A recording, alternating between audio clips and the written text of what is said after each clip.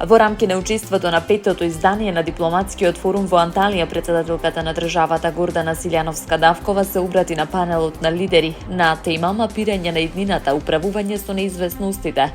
Говорејќи за глобалните неизвестности, таа предупреди на растечката опасност од авторитарните тенденции, како и на сериозната криза на политичкото лидерство. За неа повеќе од кога било на светот му се потребни одговорни лидери, рано предупредување на ризиците како и превентивна наместо реактивна дипломатија. Според неа, меѓународното право не може да се применува и почитува без силни и стабилни меѓународни институции.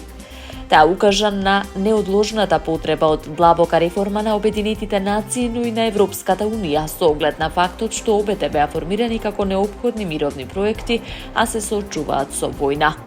Во врска со Западниот Балкан, Силјановска-Давкова го реафирмираше ставот дека евроинтеграциите не се само политичко, туку и безбедносно прашање, а отпорноста на трети страни е возможна само ако сме внатре во Европската унија.